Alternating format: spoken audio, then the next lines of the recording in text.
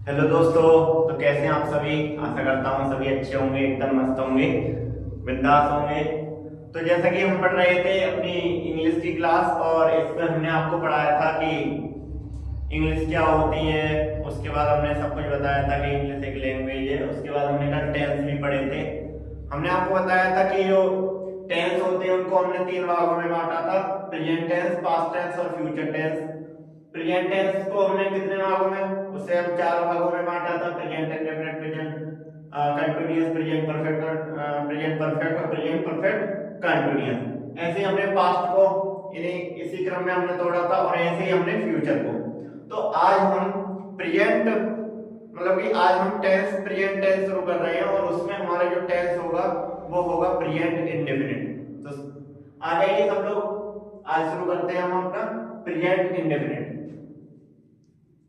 जानते हैं कि भाई क्या होता है ये प्रेजेंट इंडेफिनिट, तो आप डालिए।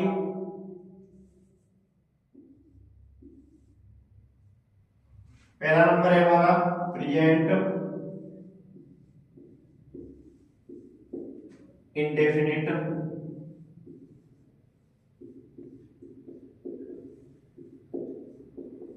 टेंस। अगर कोई वाक्य प्रेजेंट इंडेफिनिट का है तो हम उसे कैसे पहचानेंगे कि हम ये हमारा वाक्य है, ये हमारा प्रेजेंट इंडेफिनिट का है। तो इसकी हम पहचान लिखेंगे पहले। तो लिखिए, कैसे पहचानेंगे कि कोई वाक्य हमारा प्रेजेंट इंडेफिनिट का है। तो लिखो, जिन हिंदी वाक्यों के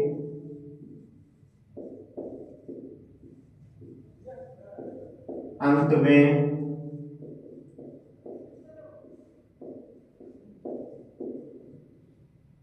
में ता है,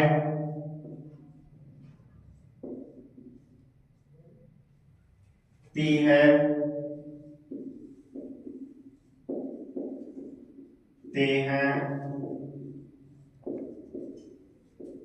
और ता हूं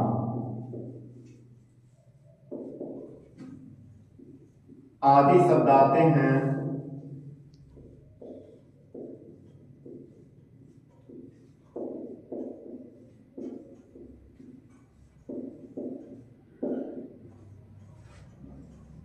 वे वाक्य प्रेजेंट इंडेफिनिट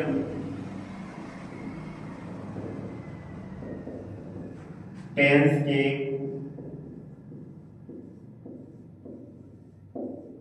कहलाते हैं।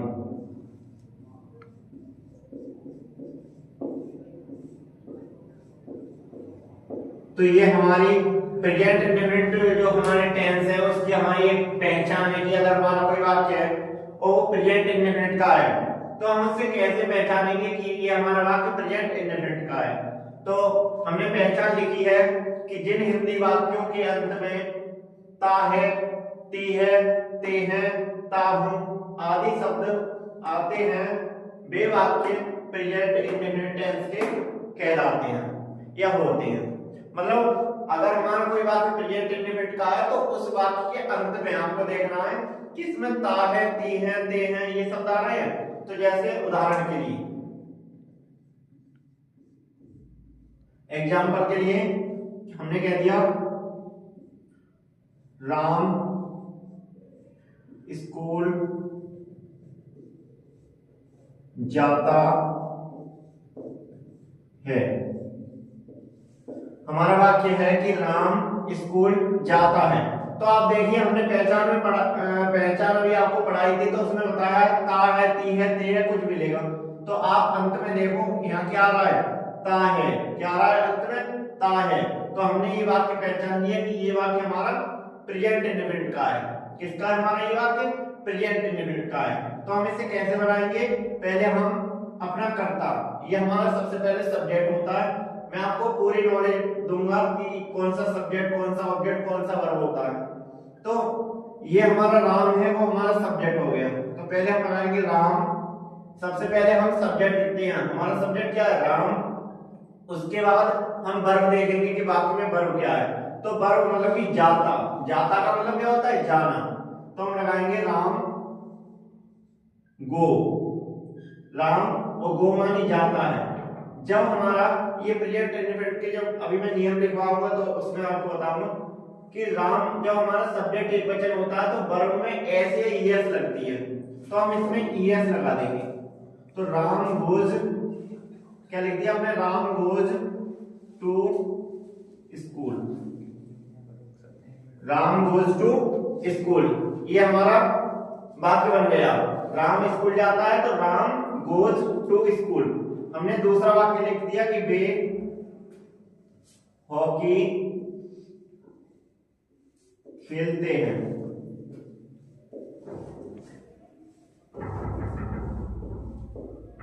हमारा दूसरा वाक्य है कि वे हॉकी खेलते हैं। तो इसमें भी देखो आप अंत में क्या आ रहा है, ते हैं। हमने पहचान में बताया था ते हैं, तो देखो अंत में आ गया ते हैं, मतलब कि वाक्य हमारा प्रेजेंट इंडेफिनिट का है। तो वे की हम क्या लगा देंगे, वे की स्पेलिंग होती है दे, क्या होती है वे की, दे। और हम खेलते, खेलते का मतलब खेलना, आपको वर्ब याद होनी चाहिए और नहीं है तो मैं आपको करा दूंगा। तो खेलते, खेलना खेलना की, तो खेलना की हमारी जो वर्ब होती है वो होती है प्ले, क्या होती है, प्ले। अब यहाँ बे बहुवचन है तो हम इसमें वर्ब में ऐसे ये नहीं लगाएंगे। तो दे प्ले और क्या, दे प्ले हॉकी।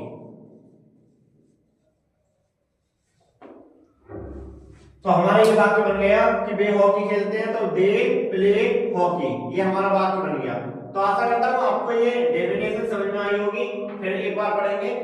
पहचान क्या है हमारे प्रेजेंट इंडेफिनिट की, कि जिन हिंदी वाक्यों के अंत में ता है, ती है, ते है, ताहू आदि शब्द आते हैं वे वाक्य प्रेजेंट इंडेफिनिट टेंस के कहलाते हैं। उदाहरण के लिए हमने अभी वाक्य पढ़ा था, राम स्कूल जाता है, तो हमने कैसे बनाया, पहले हम सब्जेक्ट लिखेंगे हमारा क्या, राम, फिर जाता, जाता का मतलब जाना, तो हम लगाएंगे गो। और जब हमारा राम एक वचन है तो इसमें ऐसे यस लगती है, जब मैं नियम बताऊंगा तो बताऊंगा आपको। तो गोज, और कहां जाता है, टू स्कूल, तो राम स्कूल जाता है। बे हॉकी खेलते हैं, तो बे की क्या लगा दी, दे प्ले खेलते हैं, और हॉकी, दे प्ले हॉकी। आशा करता हूं आपको ये पहचान समझ में आई होगी। चलिए अब हम इससे आगे चलते हैं। अब हम इसके करेंगे अफर्मेटिव सेंटेंस। आइए जानते हैं क्या होते हैं अफर्मेटिव सेंटेंस।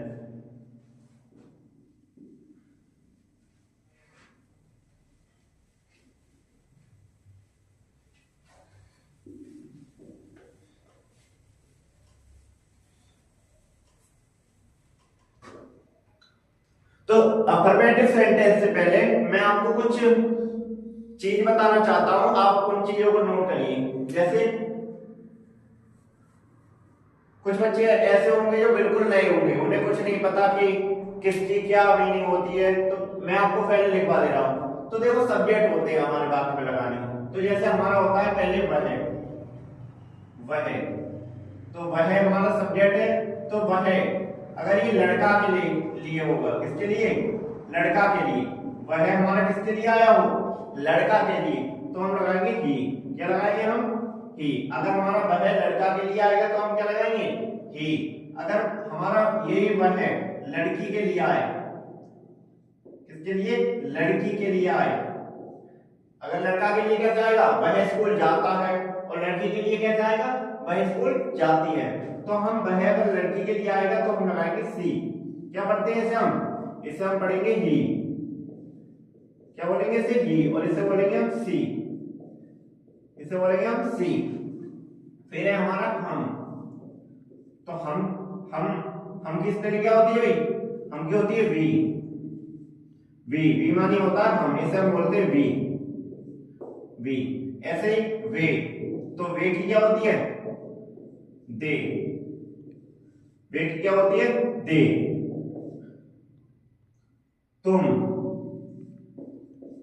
तुम की क्या होती है, यू, क्या होती है तुम की, यू।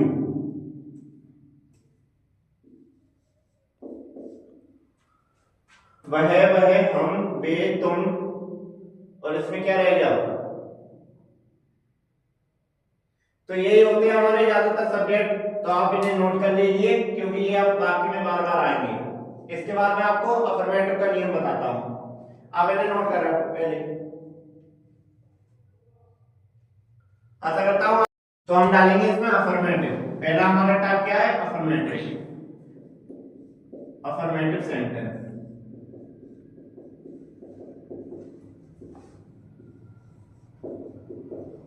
Affirmative sentence. तो अफर्मेटिव सेंटेंस बनाने के कुछ नियम होते हैं। पहले ये जानोगे अफर्मेटिव सेंटेंस क्या है। तो अफर्मेटिव सेंटेंस वो सेंटेंस होते हैं, अब मैं इसे लिखूंगा तो नहीं, आपको बता दे रहा हूं कि अफर्मेटिव सेंटेंस वो सेंटेंस होते हैं जिसमें मतलब ना तो कोई नकारात्मक बात आए और ना ही कोई प्रश्नवाचक बात आए। मतलब कि ना तो उसमें नहीं का प्रयोग हुआ हो उस सेंटेंस में, और ना ही उस सेंटेंस में कोई प्रश्न किया गया हो, जैसे क्या, क्यों, कैसे, कब, कहां, ये भी कोई मतलब सादा वाक्य हो बिल्कुल। जैसे राम स्कूल जाता है, तो इसमें ना तो नहीं आया और ना ही इसमें क्या आया, ना तो कोई प्रश्न पूछा। तो ये हमारा एक अफर्मेटिव वाक्य है। तो अफर्मेटिव बिल्कुल साधारण सकारात्मक वाक्य, सकारात्मक वाक्य बोलते हैं। समझ में आया? तो इसका हमारा नियम डालो आप। अफर्मेटिव सेंटेंस बिल्कुल अभी मैं जब सेंटेंस बताऊंगा तो आपको समझ में आ जाएगा। तो आप इसका नियम डालो। नियम नंबर 1,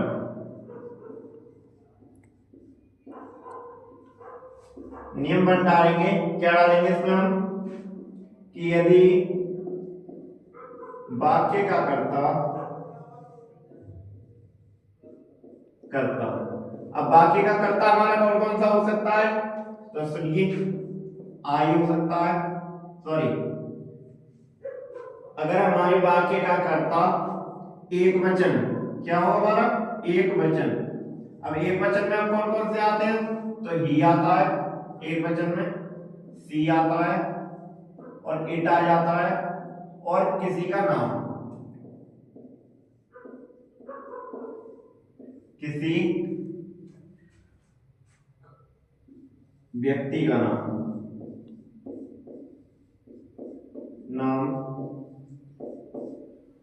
यदि वाक्य का कर्ता एक वचन ये हो तो वाक्य की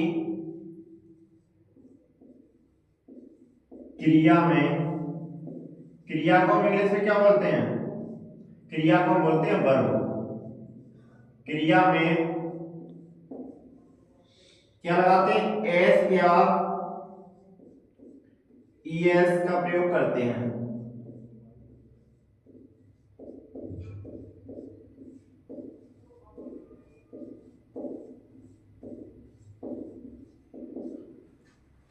क्या लिखा मैंने कि यदि वाक्य का कर्ता मतलब कि जो वाक्य का सब्जेक्ट है अगर वो एक वचन हो, जैसे ही है, सी, इट, या किसी व्यक्ति का नाम आ जाए, जैसे राम, मोहन, सोहन, कुछ भी आ सकता है, सीता, गीता हो, तो वाक्य की क्रिया मतलब कि वाक्य में उसके द्वारा जो काम किया गया हो वो क्रिया हो जाएगी। क्रिया वर्ब पे एस या ईएस जोड़ते हैं। कैसे जोड़ते हैं तो सुनिए, जैसे एग्जाम्पल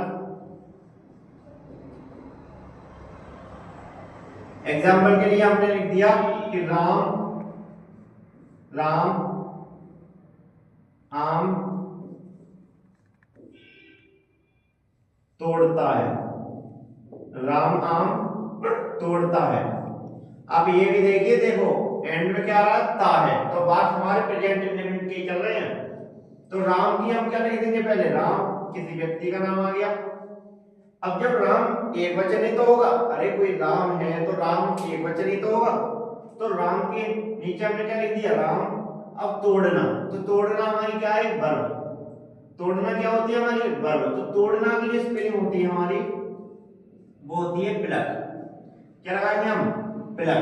अब देखो ये हमारा राम है वो एक वचन है, तो हम वर्ब में क्या लगाएंगे? हमारा नियम कह रहा है कि वाक्य की क्रिया में एस या ईएस जोड़ते हैं। अब ये कंफ्यूजन है कि इसमें एस जोड़े या ईएस जोड़े। तो ईएस हम वहां जोड़ते हैं जहां क्रिया के मतलब कि जो लास्ट का अक्षर, लास्ट का लेटर हो वो वॉवेल हो, तब हम ईएस का प्रयोग करते हैं। अगर हमारा वॉवेल नहीं है तो हम क्या लगा देंगे, केवल एस। तो राम प्लेक्स और क्या, the memo. Ram flex the memo, ऐसे एक बात और लिख दो, वह घर जाता है। हमारा अगला वाक्य है कि वह घर जाता है, तो वह की हमने क्या लिखवाई थी, ही, और जाता की तो जाना, मतलब कि गो। अब देखो इसमें क्या आ रहा है, हमारा ओ आ रहा है, तो ओ हमारा क्या होता है, वोवेल। तो हम इसमें एस नहीं लगाएंगे, इसमें हम क्या लगाएंगे, ई एस। तो इसमें हम लगाएंगे ई एस। तो ही गोज, और कहां जाता है, टू स्कूल। कहां जाता है, टू स्कूल। तो समझ में आया आपको कि अगर हमारा वाक्य अफर्मेटिव है और अगर उसका सब्जेक्ट एकवचन है, तो हम उसकी जो क्रिया होगी, जो वर्ब होगी, उसमें हम एस या ईएस जोड़ते हैं, जैसे मैंने ये आपको बना के दिखाई। चलिए अब आगे हम और नियम, दूसरा नियम करते हैं।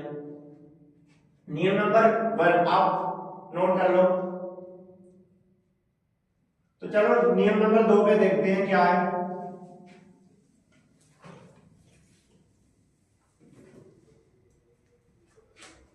तो नियम नंबर 2 डालिए, यदि वाक्य का कर्ता, कर्ता मीन्स सब्जेक्ट, यदि वाक्य का कर्ता सब्जेक्ट बहुवचन हो।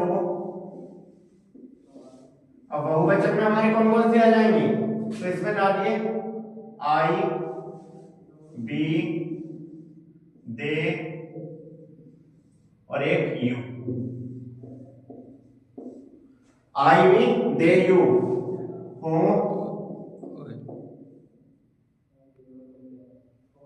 हो तो वाक्य की क्रिया में एस या ईएस नहीं लगाते हैं।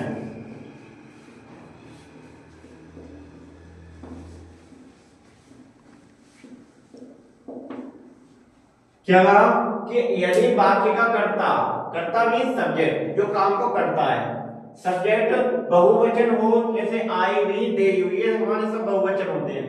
तो बहुवचन हो तो वाक्य की क्रिया अर्थात जो वाक्य की वर्ब होगी उसमें हम एस या ईएस नहीं लगाते हैं।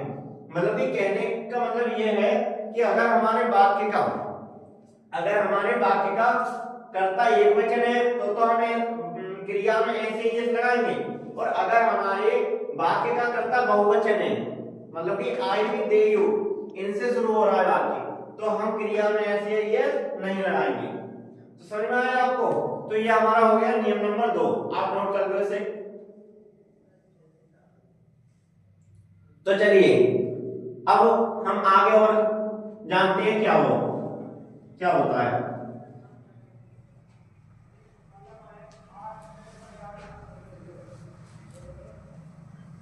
तो मैं आशा करता हूं कि आपको अफर्मेटिव समझ में आए होंगे। चलिए मैं आपको कुछ सेंटेंस बना के दिखाता हूं कि अफर्मेटिव सेंटेंस हमारे कैसे बनते हैं। जैसे मैंने 5 सेंटेंस लिखे। नंबर 1, तुम किताब पढ़ते हो। तुम किताब पढ़ते हो।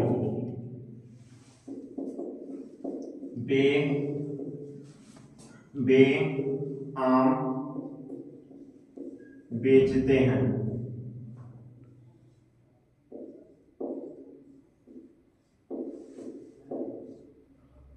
तीसरा हमारा वाक्य है, राहुल पतंग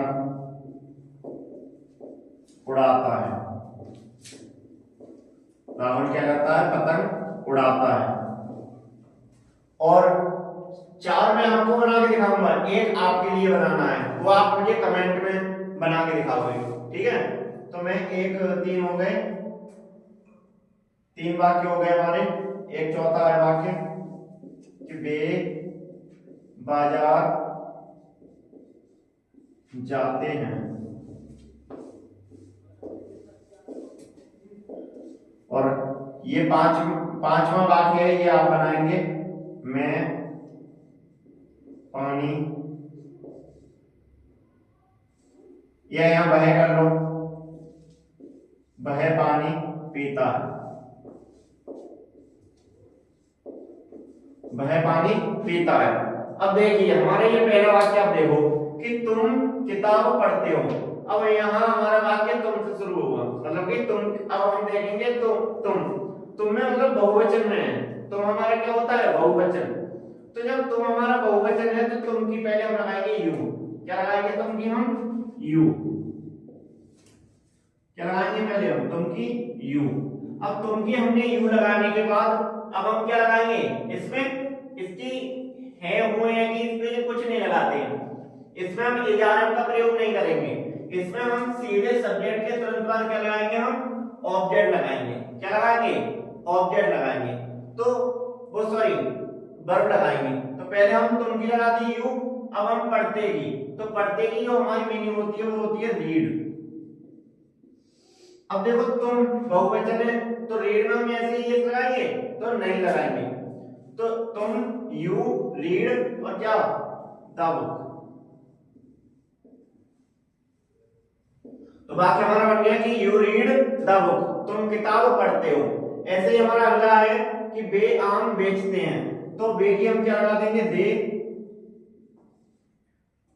बेचने की क्या होती है सेल, और देखो ये दे होता है ये हमारा बहुवचन में आता है, तो हम सेल में ऐसे ही नहीं लगाएंगे, तो दे सेल दी मैंगो। ठीक है। अगला हमारा वाक्य राहुल पतंग उड़ाता है, तो पहले हम राहुल की लगाएंगे। अब राहुल ये बताइए एक व्यक्ति है, एक व्यक्ति का नाम है राहुल, तो ये हमारा एक वचन है। तो जब एक वचन है हमारा तो हम क्रिया में क्या लगा देंगे ऐसे ही है, तो फ्लाई, FLIES फ्लाइज। तो क्या लिखा राहुल फ्लाइज पतंग उड़ाता है, फ्लाइज द काइट। ठीक है। ऐसे ही हमने लिख दिया बे बाजार जाते हैं, तो बे की हम क्या लिख देंगे दे मानी बे, और जाते की हम क्या लिख देंगे गो। अब अगर हमारा यहाँ एक वचन होता दे तो हम क्या लिखते वर्ब में ऐसे ही यस लगाते। अब यहाँ हमारा बहुवचन है दे, तो हम इसमें ऐसे ही यस नहीं लगाएंगे, तो दे गो टू स्कूल। और ये पांचवा वाक्य आपके लिए बनाना है, चाहे आप कमेंट में इसे बना के दिखाना, या मुझे अपनी मतलब कैसे भी आपको बनाना है, वह पानी पीता है ये आपको बनाना है। ठीक है। तो चलिए फिर अगला हम पढ़ते हैं। तो आपके लिए थोड़ा एक चीज और बता दूं मैं इसमें, आपको स्ट्रक्चर और याद कर लो। सबसे पहले हम क्या लगाते हैं, अगर हम स्ट्रक्चर की बात करें तो एक साइड में लिख लो इसमें डिब्बे में,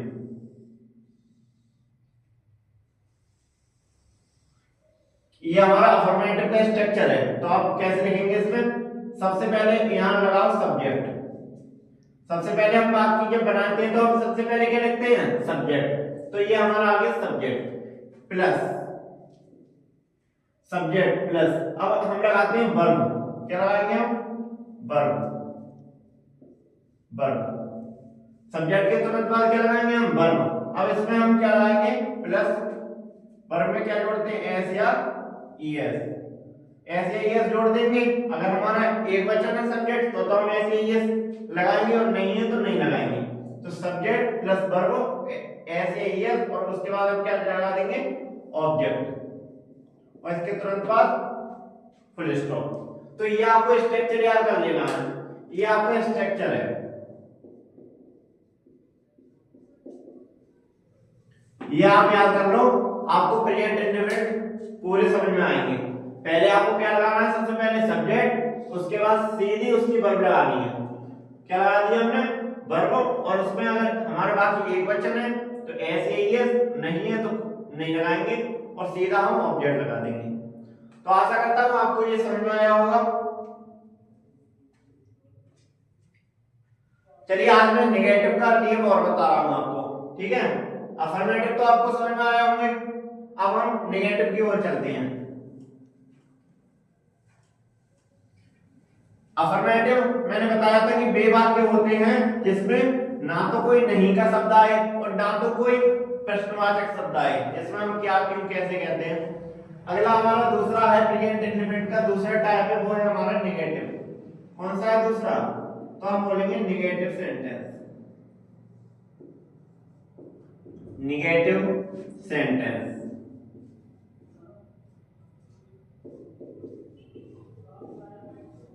कौन सा है हमारा? Negative sentence. तो नेगेटिव सेंटेंस जानिए आप क्या होते हैं। तो नेगेटिव सेंटेंस वो सेंटेंस होते हैं जिसमें नहीं आ जाए, मतलब ऐसे वाक्य जिसमें नहीं आ जाए वो हमारे नेगेटिव हो जाते हैं। क्या आ जाए? नहीं आ जाए। तो इसे हम कैसे बनाएंगे? तो पहले सबसे पहले इसका स्ट्रक्चर लिख लो। क्या लिखें? लिखो स्ट्रक्चर। उसके बाद हम आपके लिए नियम लिखवाएंगे। तो पहले स्ट्रक्चर लिख दिया, क्या लिखेंगे इसमें? सब्जेक्ट। सबसे पहले अगर कोई वाक्य हमारा है तो हम उसका सबसे पहले क्या लगाते हैं? सब्जेक्ट। उसके बाद जब हमारा वाक्य नेगेटिव में आएगा, मतलब कि अगर हमारे वाक्य में नहीं आएगी, तो हम इसमें प्रेजेंट इंडेफिनिट की जो हेल्पिंग वर्ब होती है वो डू या डज होती है। क्या होती है हमारी हेल्पिंग वर्ब? डू या डज। और उसके बाद हम लगाएंगे वर्ब। वर्ब और वर्ब के बाद हम सीधा क्या लगा देंगे? हमारा ऑब्जेक्ट। ऑब्जेक्ट।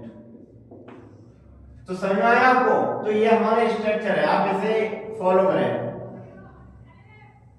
आप बस इसे याद रखें। सबसे पहले सब्जेक्ट, सब्जेक्ट के बाद डू या डज और उसके बाद वर्ब और वर्ब के बाद ऑब्जेक्ट। अब इसका नियम लिख लो। तो नियम नंबर 1 लिखो आप। नियम नंबर 1 क्या है कि यदि वाक्य का कर्ता, यदि वाक्य का कर्ता एक वचन है, एक वचन कौन कौन से याद कर लें आप? ही, सी, इट या नेम। किसी का नेम आ जाए, मतलब किसी व्यक्ति का नाम आ जाए। नेम हो तो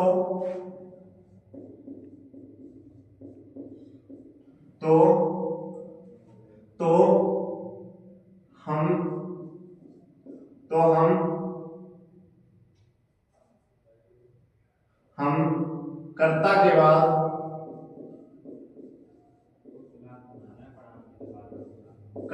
बाद डू डज नॉट का प्रयोग करते हैं। डज नॉट का प्रयोग करते हैं। मतलब कि अगर हमारा कोई ऐसा करता है जो एक वचन है, तो अगर उस वाक्य में हमारे क्या आया हो? नहीं शब्द आया हो, अर्थात वो वाक्य हमारा नेगेटिव हो, तो हम उसमें डज नॉट का प्रयोग करेंगे। किसका प्रयोग करेंगे? डज नॉट का। जैसे मैंने एग्जांपल के लिए कहा कि राम पतंग नहीं उड़ाता है।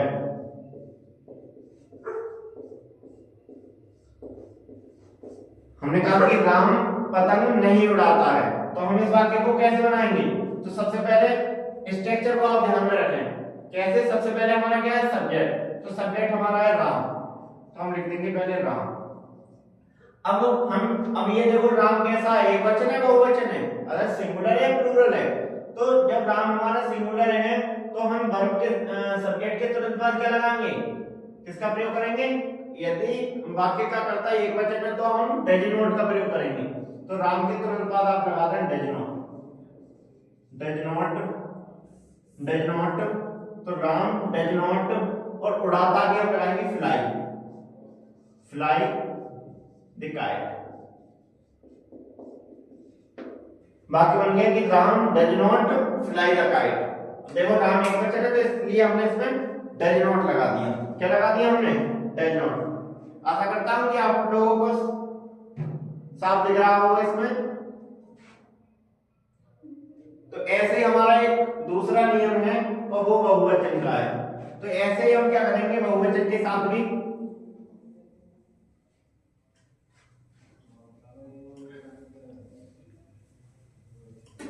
अगर हमारा बहुवचन है, मान लो कोई वाक्य है और वो हमारा बहुवचन है।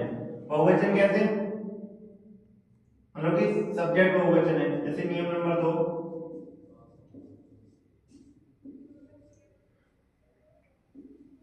यदि वाक्य का कर्ता कर्ता बहुवचन, क्या हो? बहुवचन। बहुवचन का मतलब आई, वी, दे, यू। अगर ये शब्द आए, कौन कौन से आए? आई, वी, दे, यू हो तो कर्ता के बाद अर्थात सब्जेक्ट के बाद किसका? वाक्य में डू नॉट का प्रयोग करते हैं। डू नॉट का प्रयोग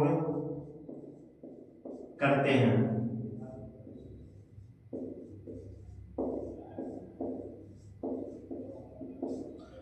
तो वाक्य में हम किसका प्रयोग करते हैं? डू नॉट का। फॉर एग्जाम्पल जैसे हमने कह दिया कि तुम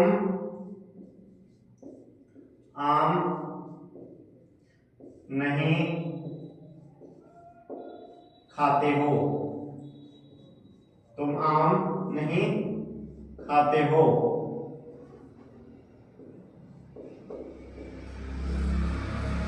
वाक्य हमारा है नेगेटिव। और देखिए तुम हमारा किसमें आता है? बहुवचन में। तो तुम, हमने तुम की लगा दी यू। अब नहीं आया तो हम क्या लगा देंगे वाक्य में? Do not. तो you do not eat the mango. तो अब नोट करिए इसे कैसे बना देंगे हम। तुम की क्या लगाएंगे? यू। अब नहीं आया है बहुवचन के साथ क्या लगाएंगे? Sorry, do not eat the mango. कर लीजिए आप इसे नोट। आप मेन फोकस इस पे रखिए। अगर आपको स्ट्रक्चर अच्छे से याद हो गया तो आप वाक्य बना लेंगे। बनाइए। तो अब मैं आपको होमवर्क से कुछ सेंटेंस देता हूं, आप उन्हें बनाएंगे। आशा करता हूं कि आप अच्छे से इसे समझ गए होंगे। आज मैंने आपको अफर्मेटिव और नेगेटिव दो रूल बताए हैं, तो आप समझ गए होंगे इसे अच्छे तरीके से। तो होमवर्क से आपको मैं सेंटेंस देता हूं। पहला सेंटेंस है, वह घर जाता है। दूसरा है, तुम किताब खरीदते हो।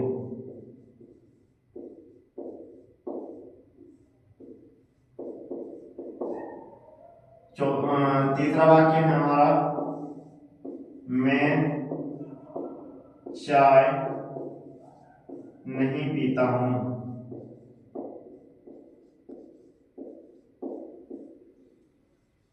मैं चाय नहीं पीता हूं। चौथा हमारा वाक्य है, वे यहाँ नहीं रहते हैं।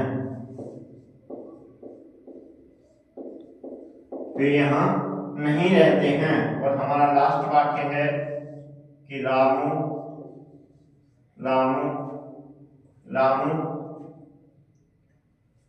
स्कूल नहीं जाता है।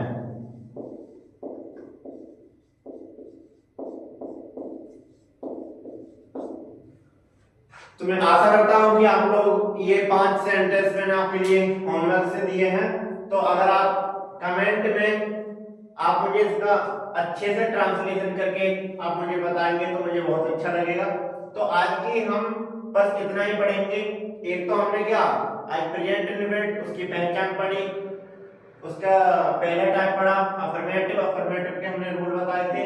उसके बाद नेगेटिव, तो आपको आज हम अफर्मेटिव और नेगेटिव पढ़ाएंगे। कल हमारी जो वीडियो आएगी उसमें हम इंटरोगेटिव और WH फैमिली से जो इंटरोगेटिव होते हैं हम वो सब बताएंगे। तो आज के लिए बस इतना ही, और मैं आपसे कहना चाहूंगा कि अगर हमारी वीडियो आपके लिए अच्छी लग रही है तो आप उसे लाइक करें, सब्सक्राइब करें और कमेंट में हमें बताएं कि आपके लिए कोई दिक्कत है, परेशानी है, आप वो बताएं। हम आपके लिए उस पर वीडियो भी बनाएंगे। जिस भी टॉपिक पे आपको समस्या है हम उस पर बनाएंगे। थैंक यू, धन्यवाद।